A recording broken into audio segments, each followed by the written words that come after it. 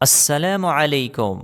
جمعے کے دن رمضان المبارک میں یہ 4 رکعت نفل آپ ضرور پڑھیں۔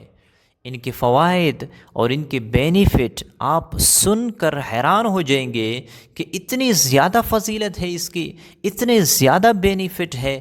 اور ویسے رمضان المبارک کا مہینہ شروع ہے اور اس میں لوگ کثرت کے ساتھ عبادت کرتے ہیں، لیکن یہ جو 4 رکعات نفل ہے یہ حدیث مبارکہ سے ثابت ہے۔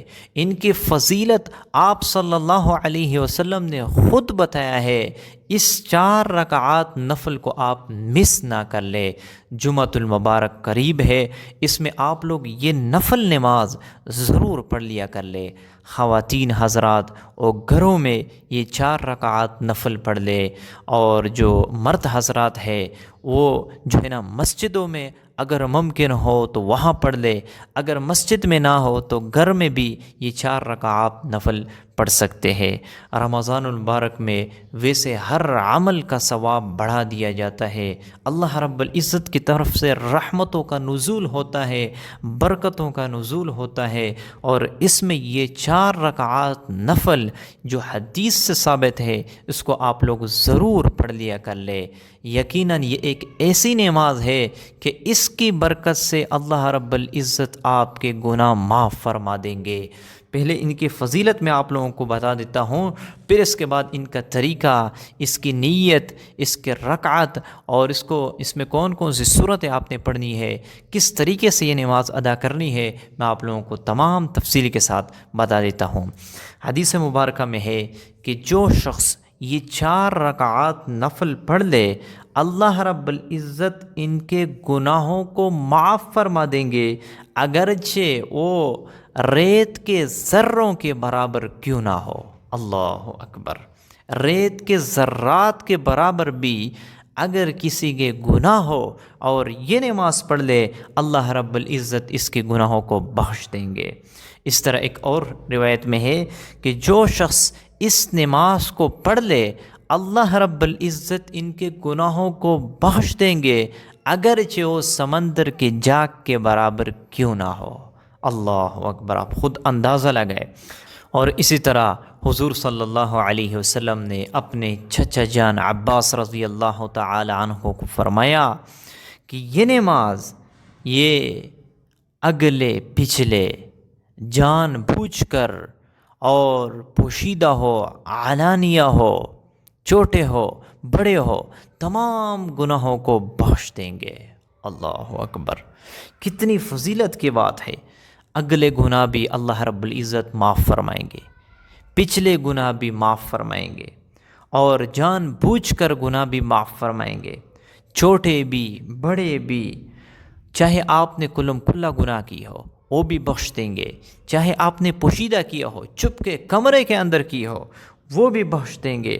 تمام گناہ اللہ رب العزت اس نماز کی برکت سے بخش دیں گے۔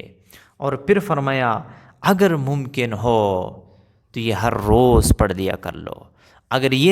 اگر آپ کو یہ ممکن نہ ہو تو ہر جمعے کو، اگر یہ ممکن نہ ہو تو ہر ماہ یعنی ہر مہینے اس نماز کو آپ پڑھ لیا کر لے۔ اگر یہ بھی ممکن نہ ہو تو سال میں 1 دفعہ پڑھ لیا کر لے۔ اگر یہ بھی ممکن نہ ہو تو پھر پوری زندگی میں یہ نماز 1 دفعہ ضرور پڑھ لیا کر لے۔ تو یہ حضور صلی اللہ علیہ وسلم کا فرمان ہے۔ اب یہ نماز کون سی نماز ہے؟ یہ صلاۃ التسبیح کی نماز ہے۔ ہم نے جمعے کے دن اس نماز کا اہتمام کرنا ہے۔ اب اس کا طریقہ کیا ہے؟ نیت کیسے کی جاتی ہے؟ دیکھو، اس کا طریقہ بالکل آسان ہے۔ سب سے پہلے آپ نیت کریں گے۔ نیت اصل میں دل کے پختہ ارادے کو کہا جاتا ہے۔ آپ کے دل کے اندر ایک عزم آیا، ایک ارادہ آیا، یہ نیت ہے۔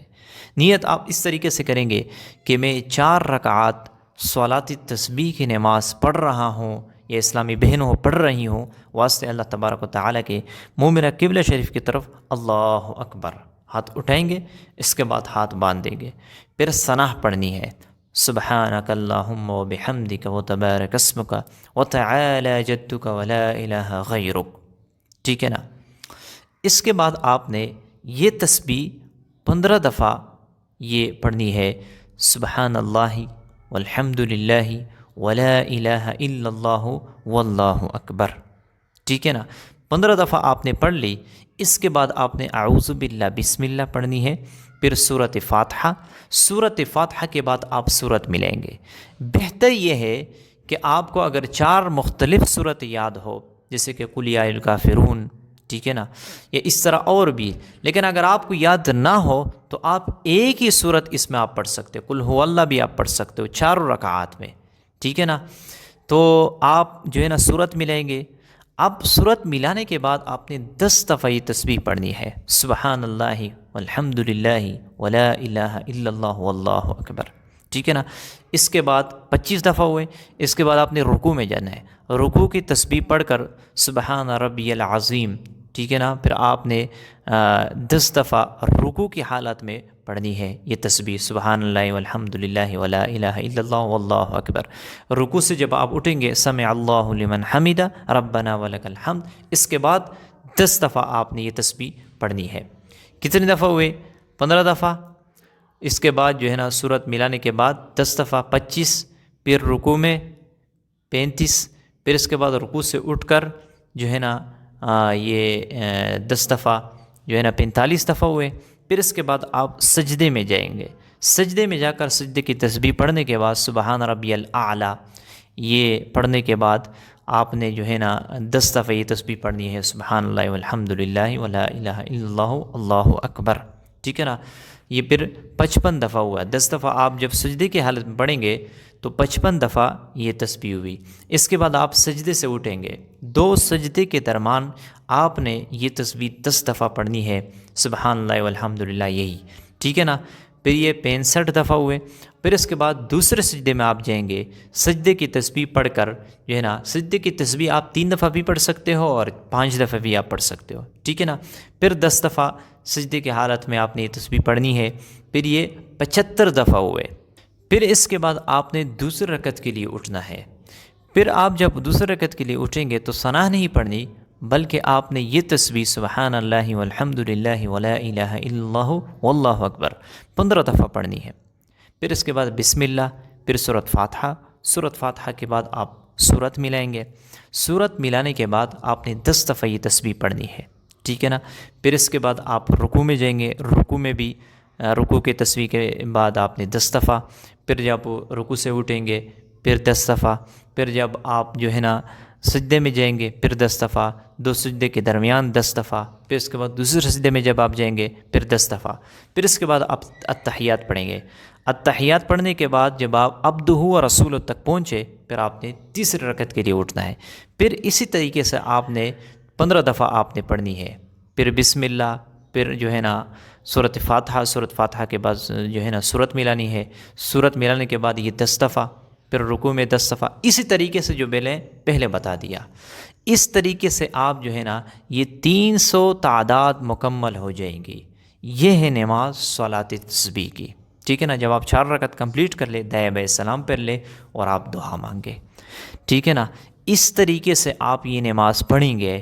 اس نماز کی فضیلت میں نے آپ لوگوں کو بتائی، تو جمعے کے دن اس کا نماز کا آپ اہتمام ضرور کریں۔ اب اس کا وقت کب ہے؟ دیکھو، آپ جمعے سے پہلے بھی اس کو پڑھ سکتے ہو اور جمعے کے نماز کے بعد بھی آپ اس کو پڑھ سکتے ہو، بشرط یہ ہو کہ 3 اوقات کے علاوہ آپ جب چاہیے نماز آپ پڑھ سکتے ہو۔ سب سے پہلا وقت یہ کہ جب طلوع فجر ہو جائے تو اشراق تک، یعنی جب تک طلوع شمس نہ ہو جائے اس وقت تک آپ جو ہے نا نفل نماز نہیں پڑھ سکتے۔ دوسرا وقت زوال کا وقت، اور تیسرا جب آپ عصر کی نماز پڑھ لے، عصر کے نماز کے بعد غروب شمس تک آپ نہیں پڑھ سکتے، ٹھیک ہے نا۔ تو ان 3 اوقات کے علاوہ آپ جب چاہے یہ صلاۃ تسبیح کی نماز آپ پڑھ سکتے ہو۔ امید کرتا ہوں آپ لوگوں کو یہ ویڈیو پسند آ چکی ہوگی۔ ملتے ہیں انشاءاللہ نیکسٹ ویڈیو میں، تب تک کے لیے اجازت چاہتا ہوں۔ السلام علیکم۔